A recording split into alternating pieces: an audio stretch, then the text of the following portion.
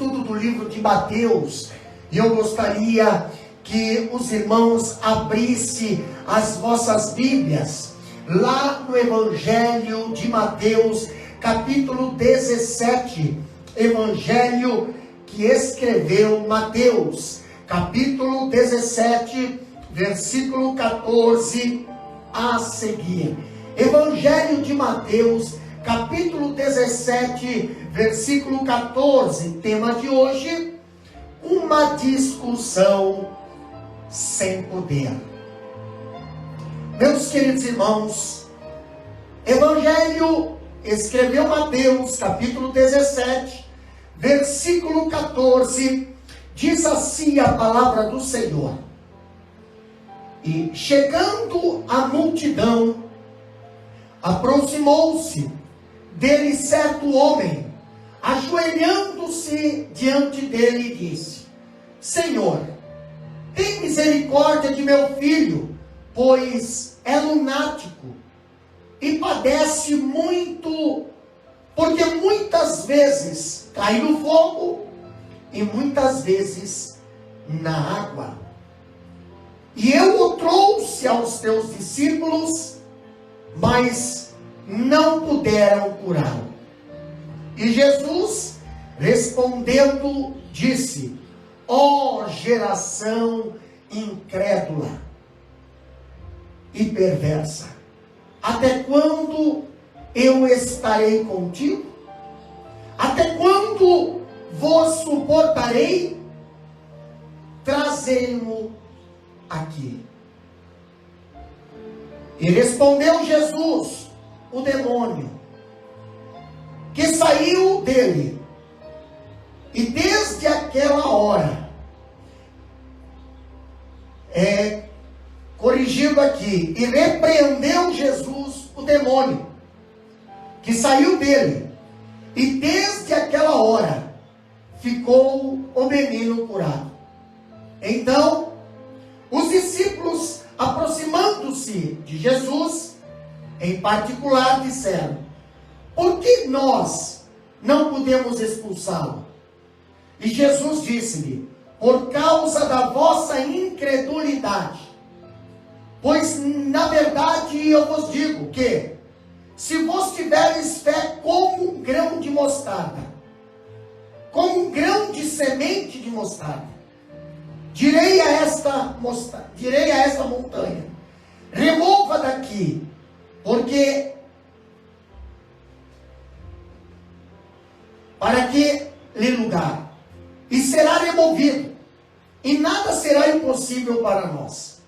Mas essa espécie não se expulsa senão pela oração e pelo jejum.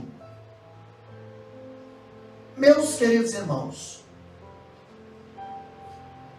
o estudo passado nós falamos que Jesus, ele levou os discípulos a um monte, e ali, nesse monte, subiram com ele Pedro, Tiago e João, capítulo 17, versículo 1. E ali esses três discípulos, eles participaram da transfiguração. Eles viram o Cristo transfigurar-se. Também viram Elias. Também viram Moisés. Mas eles não conseguiram compreender o que estava acontecendo. Lá embaixo do morro, embaixo do monte, ficou o restante dos discípulos. Os 9 discípulos de Jesus, eles ficaram lá no vale. E lá no vale, eles estavam cara a cara com o diabo. Estavam ali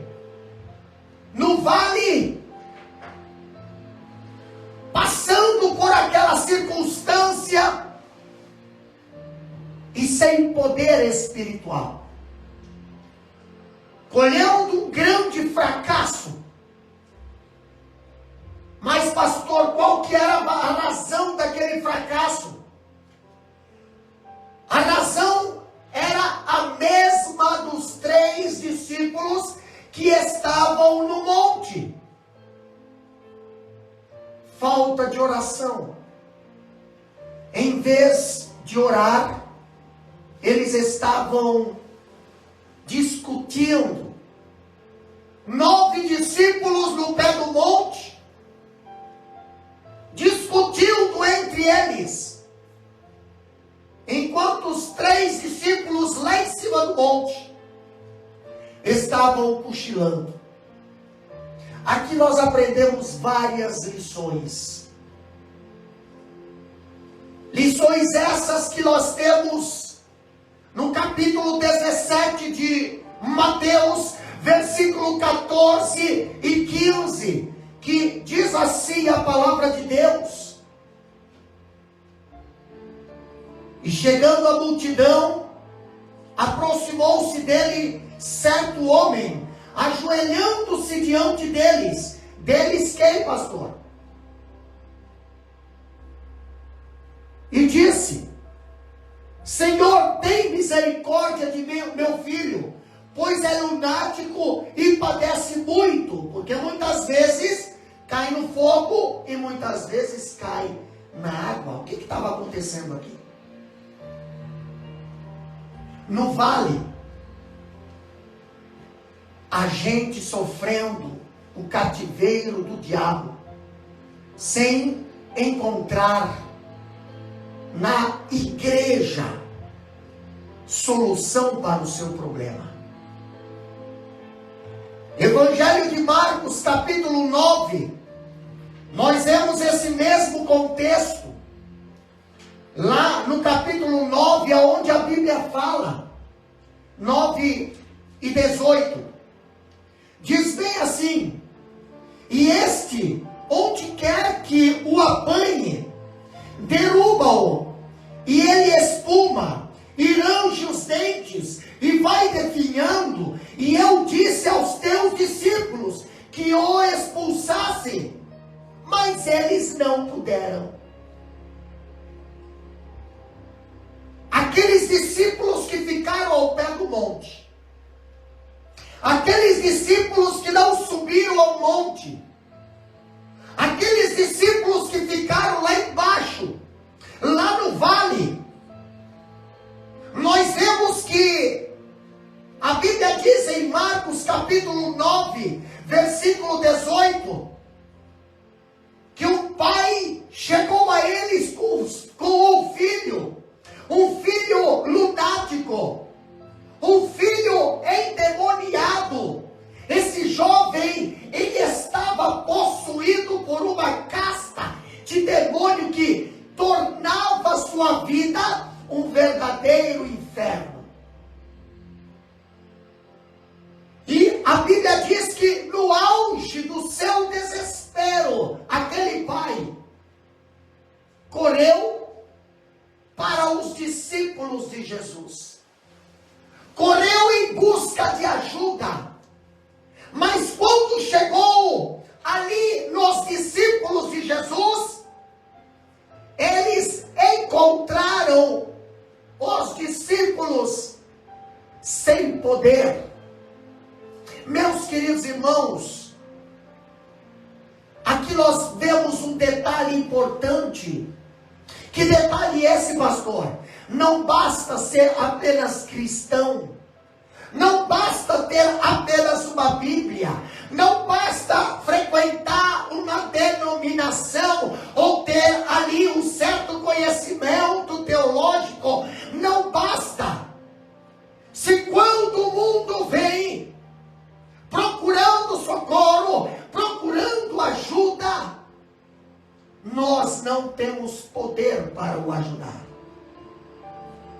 No capítulo 17, versículo 16 de Mateus, a Bíblia diz que trouxe aos teus discípulos mas não puderam curá-lo. Aquele pai pensava que era uma doença que o seu filho tinha. Aquele pai pensava que aquele filho que estava espumando pela boca, que ora se jogava no fogo, que ora se jogava na água. Aquele pai pensava que aquele filho que rangia os dentes, como diz o Evangelho de Marcos, era uma doença. Mas só quem tem poder, quem tem o Espírito Santo para discernir, sabe que nem tudo é doença. Nós vemos aquele pai trazendo para os discípulos aquele filho, para que os discípulos resolvessem a situação daquele menino. Mas eles não tinham poder.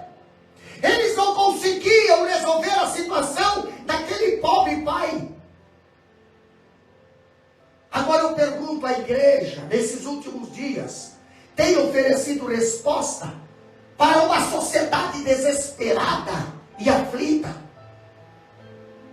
A igreja nos últimos dias tem confrontado o poder do mal? Tem conseguido enxergar o poder do mal? Tem conseguido enxergar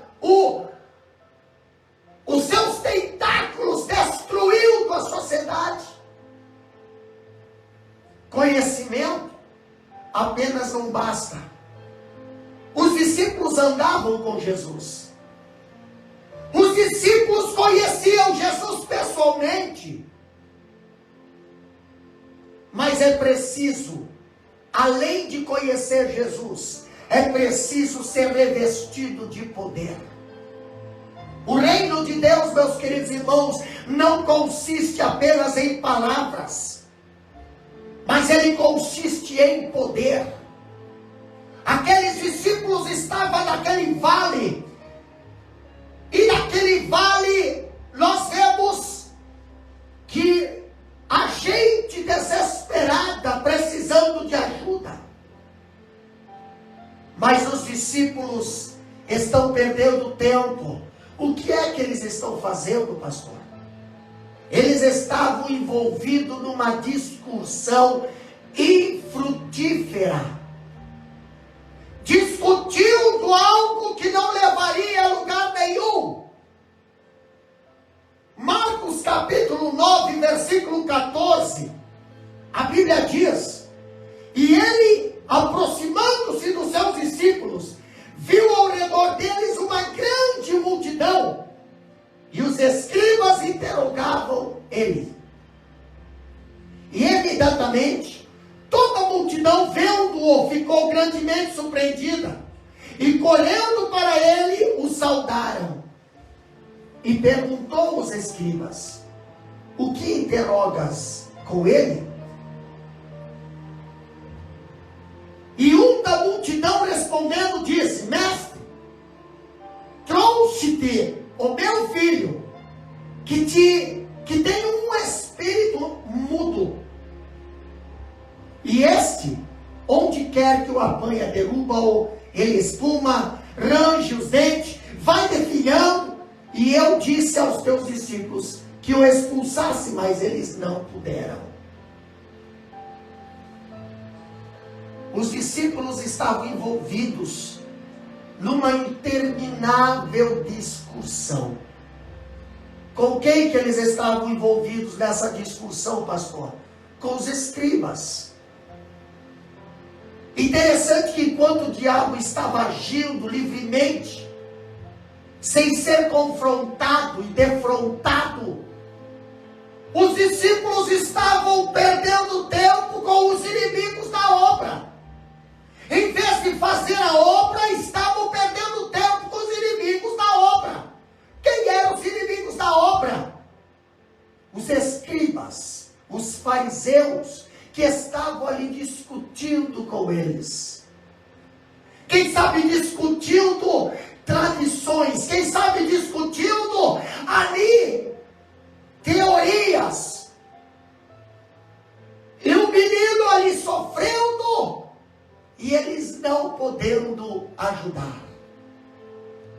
A A discussão muitas vezes é saudável, é necessária, mas passar o tempo todo discutindo é uma estratégia do diabo para manter fora da linha de combate. Quando nós olhamos, observamos que há crentes que passam a vida inteira discutindo ali empolgantes temas na escola bíblica dominical, participando de retiros, congressos, de debates bíblicos, teorias, e nunca entram no campo para agir. Discute muito e trabalha um pouco. Os discípulos que estavam ali no pé daquele monte, 9 discípulos estavam ali discutindo com os opositores da obra. Vai dar em nada não, meu irmão. Não adianta que você discutir com o inimigo. É perda de tempo. A discussão sem ação é a paralisia espiritual. Não perca tempo. O inferno, ele vibra quando a igreja se fecha dentro de 4 paredes em torno dos seus empolgantes assuntos. Não. A igreja deve sair para os vales, sair para as vias, sair para ganhar almas. O mundo perece quando a igreja está discutindo. Há muita discussão, sim, e pouco poder. Muita verborragia, sim, mas pouca unção. Há multidões sedentas, mas pouca ação na igreja. Onde é que está a igreja discutindo? Onde é que está a igreja discutindo? Discutindo com o escriba. Não adianta. Aqueles discípulos estavam perdendo tempo com os escribas. Enquanto aquele jovem, aquele pai, estava precisando de ajuda e não tinha quem fosse lá ajudar. Por quê? Porque os 9 discípulos estavam discutindo com os escribas. E há um detalhe interessante quando nós lemos Mateus capítulo 17, versículo 14 em diante. Em Marcos capítulo 9, versículo 17 em diante. Nós vemos que no vale, meus queridos irmãos, enquanto os discípulos discutem, há um poder demoníaco sem ser confrontado. 2 extremos perigosos aqui nós encontramos nessa passagem. E nós precisamos tratar dessa matéria. Primeiro, que nós não podemos subestimar o inimigo.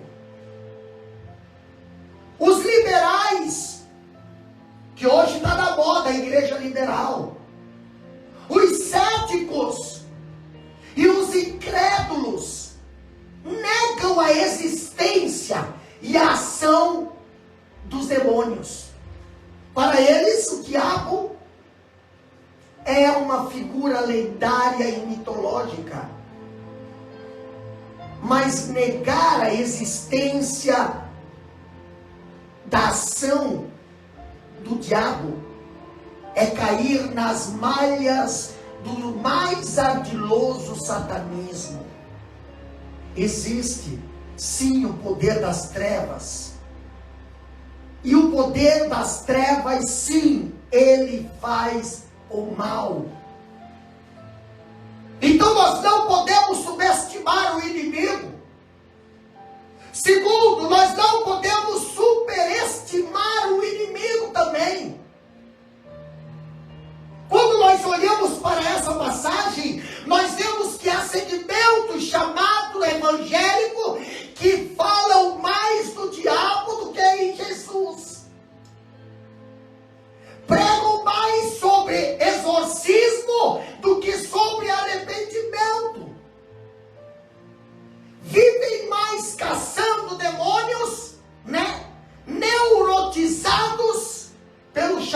movimento batalha espiritual, que de batalha não tenha nada.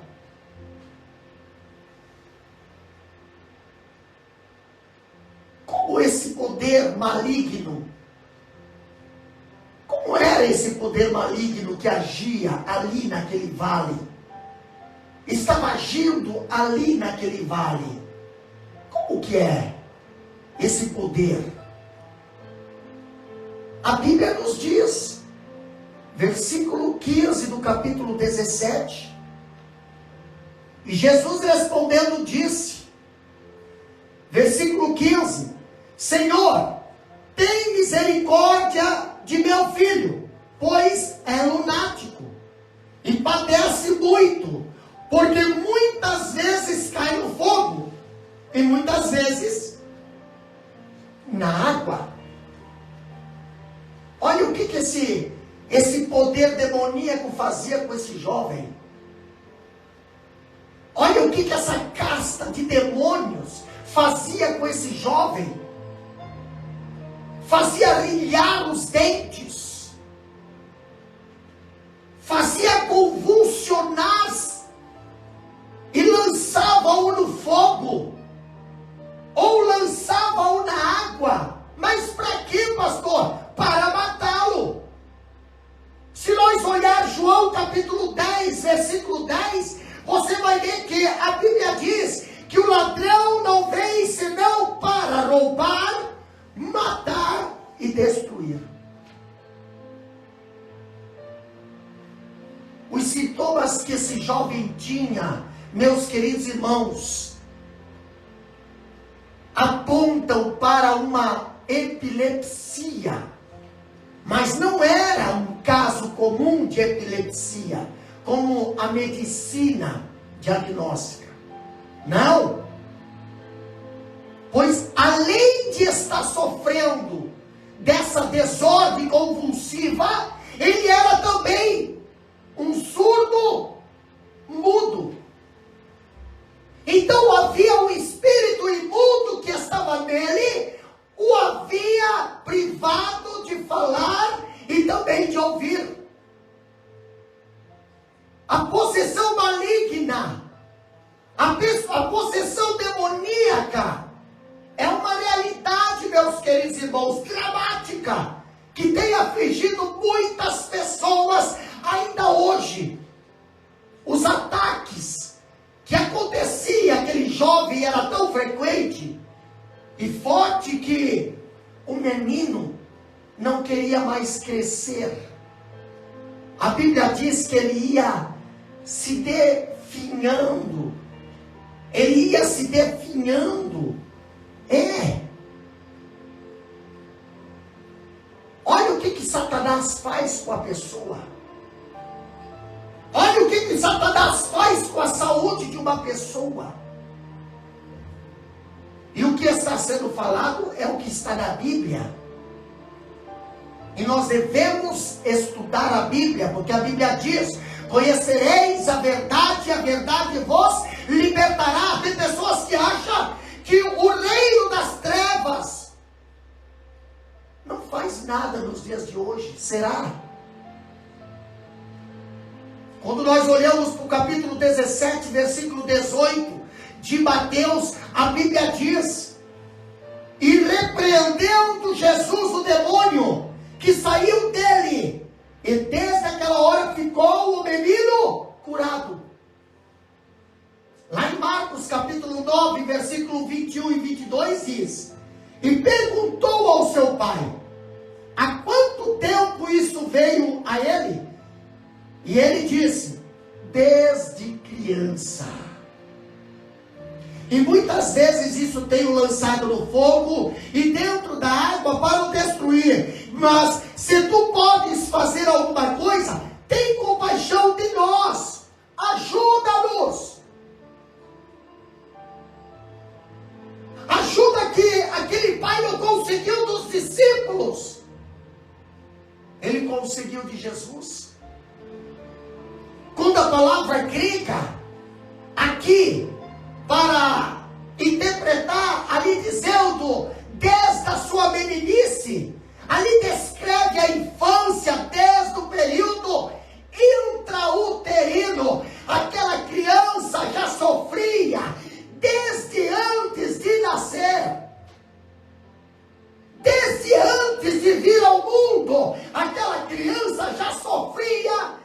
aquele problema. Meus queridos, o diabo não poupa nem mesmo as crianças. Aquele menino vivia dominado por uma casta de demônios desde a sua primeira infância. Agora eu vejo que se Satanás, ele investe desde cedo na vida das crianças, não deveríamos nós, com muito mais fervor, investir na salvação delas? Se as crianças podem ser cheias de demônios, não poderia ser também cheias do Espírito de Deus? Quantas crianças sofrendo, por quê? Porque não são levadas a Cristo. E Jesus falou: deixai vir a mim os pequeninos, não os impeçais. Quantas crianças hoje são impedidas de receber a Cristo? Meus queridos irmãos, em Lucas capítulo 9, versículo 38, olha o que a Bíblia diz ali. Abre lá a sua Bíblia, Lucas capítulo 9, versículo 38. Olha o que a Bíblia diz aqui, ó. Lucas 9 e 38. E eis que o homem da multidão gritou, dizendo: Mestre, eu te suplico que olhes para o meu filho, porque ele é meu único filho. Esse menino era o único filho daquele homem. Esse é o poder maligno. Poder maligno em curso age com requintes de crueldade. Esse jovem era filho único. O coração do filho único de Deus agora enchia-se de compaixão por esses filhos únicos, por seus pais e por muitos outros. Ao atacar esse rapaz, o diabo estava destruindo os sonhos de uma família que tinha um único filho, e esse único filho, agora, os demônios estavam agindo naquela vida. Os pais estavam em desespero, porque estavam vendo seu filho caminhando para a destruição.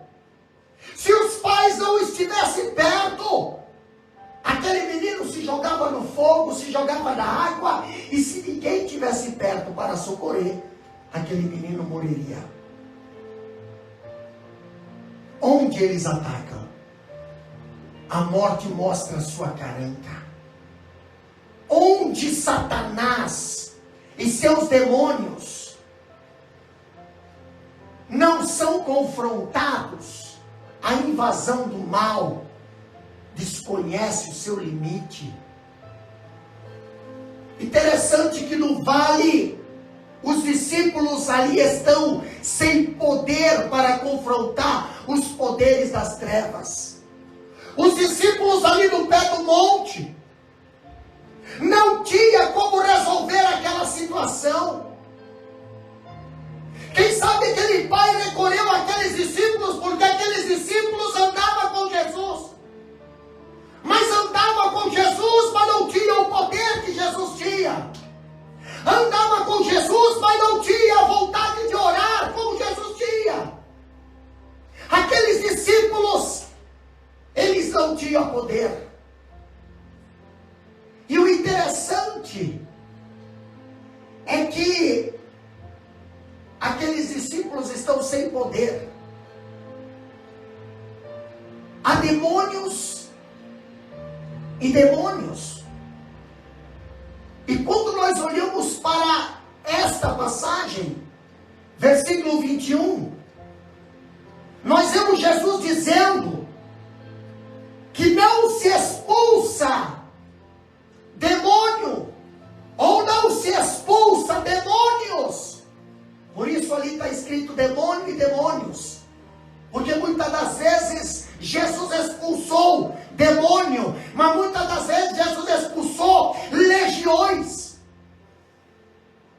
E aqui nós vemos que há demônios mais resistentes que outros.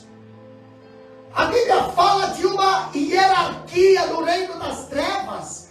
Lá em Efésios capítulo 6, versículo 12, ali a Bíblia diz, ali sobre a hierarquia do reino das trevas. Olha o que diz ali, Efésios 6 e 12, olha só. Porque não lutamos contra carne e sangue, mas contra os principados, contra as potestades, contra os governantes das trevas deste mundo, e contra a maldade espiritual em regiões celestiais. É uma hierarquia. E olha que o poder demoníaco, o poder das trevas, é organizado. Eles trabalham em uma organização, mas essa organização não é para o bem, é para o mal. A organização das trevas. Segundo ponto é que os discípulos não oraram. Por isso que eles não tinham poder. Não tem poder porque não oram. Não há poder espiritual sem oração. Não adianta você ter um belo louvor. Não adianta você ter uma bela oratória. Não adianta você ter um nome e um título. Se você não tiver oração, você não vai ter poder. O poder não vem de dentro, mas ele vem do alto. O poder que remove montanhas, ele não vem de dentro da pessoa, ele vem do alto.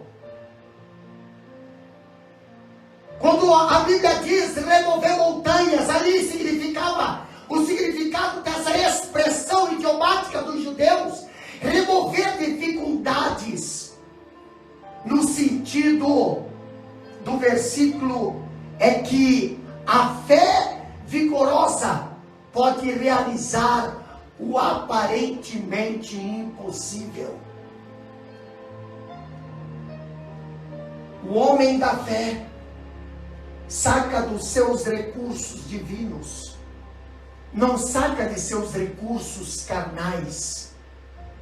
A Bíblia diz que o impossível para o homem não é impossível para Deus, é possível para Deus. E quando nós vemos aqui o escritor dizendo, aquele que quiser vencer o demônio, em certos casos, deve primeiro vencer o céu por meio da oração e a si mesmo pela autonegação. Não adianta você seguir a Jesus se não negar a si mesmo. Não adianta você seguir a Jesus se não tomar a sua cruz. Não adianta você seguir a Jesus se não ter vida de oração. Não adianta você seguir Jesus se na hora que é para subir ao sacrifício, você fica no pé do monte. Os discípulos não oravam. No versículo 21, a Bíblia diz que os discípulos também não jejuavam. E o jejum nos esvazia de nós mesmos. O jejum nos reveste com o poder do alto. Quando nós jejuamos, nós nos esvaziamos de nós e nos enchemos dele. Quando jejuamos, meus queridos irmãos, estamos dizendo que dependemos totalmente dos recursos de Deus. Muitas das vezes nós não queremos ter vida de oração, achando que os demônios vão sair pelo grau de título que temos. Não. Achamos que os demônios vão sair porque eu sou esse, eu sou aquilo de tal ministério. Não. Os demônios só saem com jejum e oração.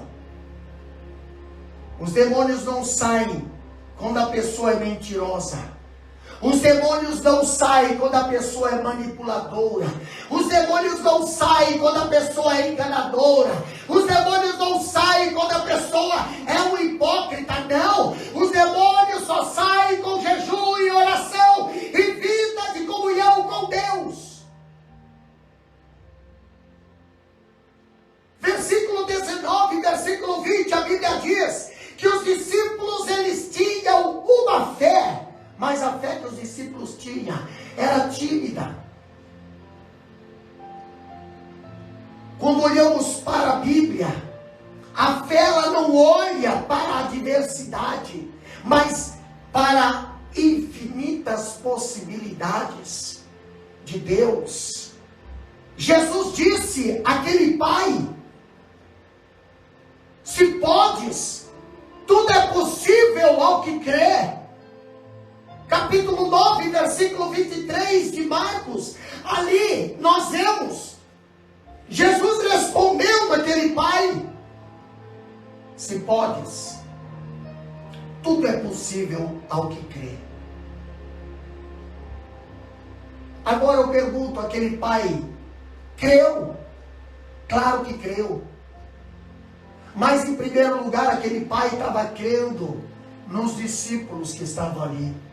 Mas os discípulos não tinham poder. Mas quando chegou aquele que tem poder, aquele que tem poder para libertar, aquele que tem poder para curar, aquele que tem poder para dar vida, aquele que tem poder para dar saúde, aquele que tem poder para abrir as portas, se crê nele, tudo é possível ao que crê. O poder de Jesus, meus queridos irmãos, muitas das vezes, mediante a nossa fé, ele opera milagres e maravilhas. Quando nós vemos João Batista pregando ao lado do Rio Jordão ali, chamando ao povo ao arrependimento e dizendo: ei, virá um após mim, que tem poder para libertar, que tem poder para curar. Tem poder. Nossa fé pode ser pequena, como um grão de mostarda, se nós estudarmos a palavra grão de mostarda e ver a perseverança que tem essa semente, ao ponto de Jesus colocar aqui como exemplo,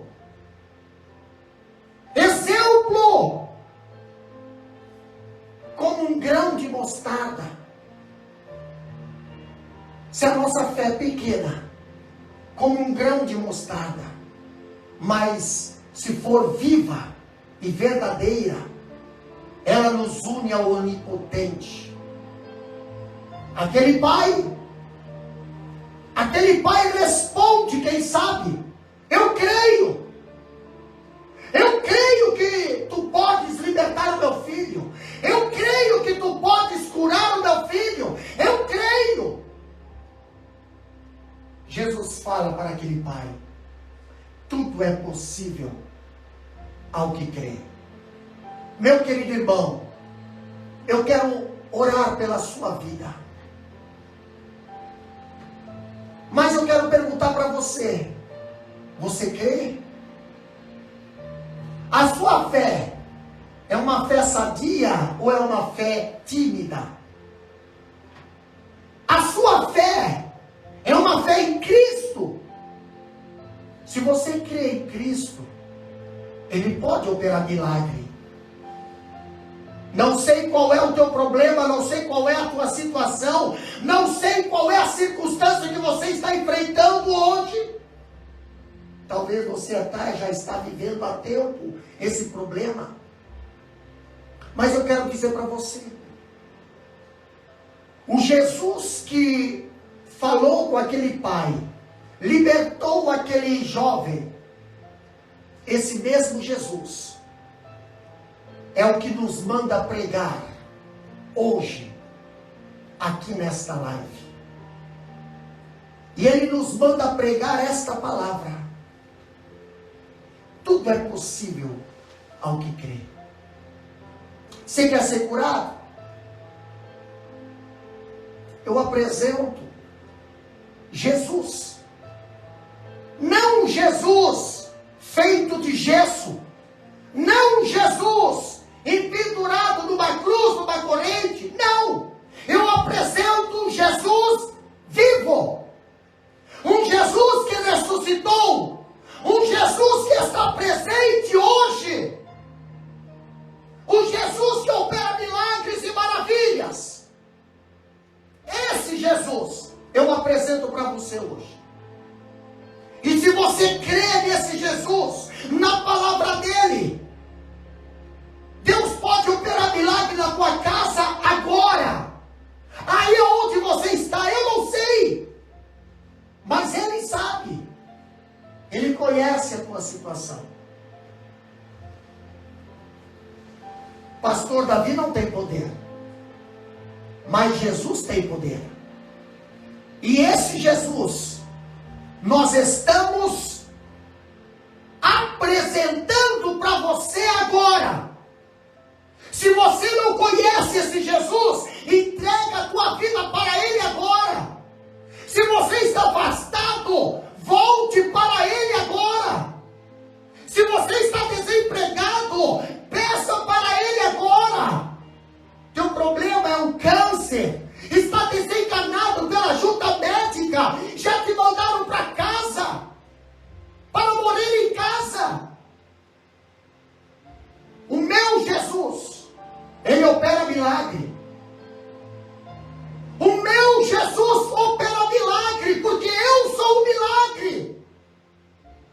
Se não fosse o meu Jesus me curar da leucemia, da falta de sangue, eu seria uma criança com demência. Mas Jesus me curou, porque ele opera milagre ontem, hoje, e continua operando milagre. Mas você precisa crer. Você precisa crer. Porque o milagre só vem através da fé. Você crê no milagre?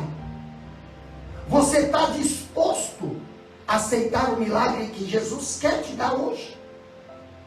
Se você quer o milagre e está disposto a aceitar esse milagre, levanta a sua mão para o céu, você que não é cristão ainda.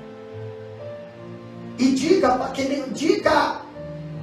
repita a palavra que eu vou falar. Senhor Jesus, eu quero entregar a minha vida neste momento para ti.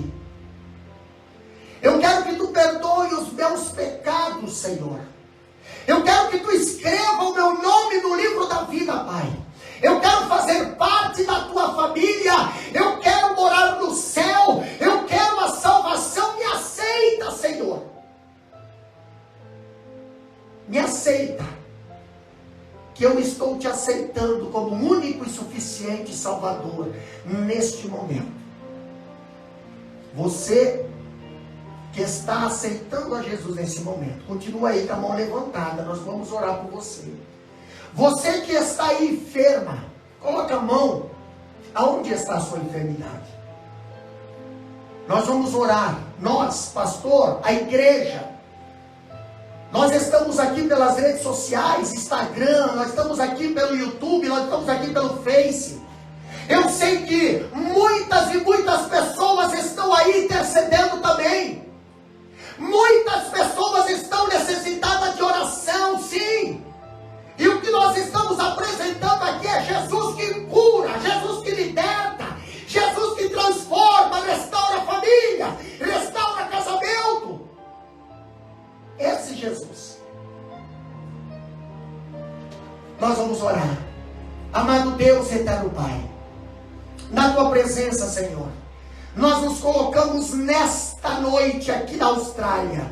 Quem sabe é no Brasil, é no amanhecer. Quem sabe em outro país é outro horário, Senhor. Mas Deus, essa palavra, ela é a tempo e fora de tempo. Deus, agora, Senhor, nós queremos pedir, Senhor, interceder por cada vida que se encontra neste momento enfermo, que se encontra neste momento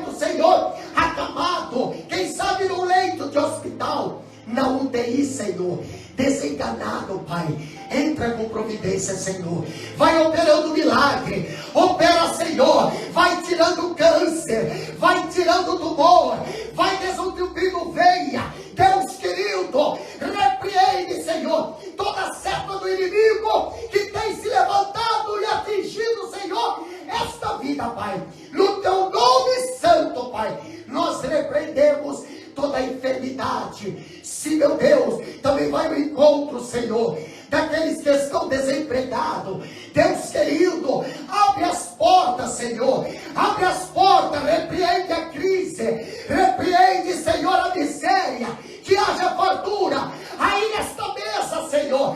Que haja porta aberta, Senhor, para estes ouvintes que estão aí, Pai Santo, ouvindo e participando desta oração. Senhor querido, abençoa a tua igreja, abençoa, Senhor, a todos que estão assistindo esta live, abençoa, Senhor, aqueles que vão compartilhar em suas redes sociais, em suas páginas familiares, abençoa eles, Senhor, que almas possam se render a Ti, através deste simples programa, Senhor, de live, Deus querido. Abençoa, Pai. Nós te agradecemos, Deus, no nome de Jesus Cristo. Amém, Senhor. E amém. Graças a Deus.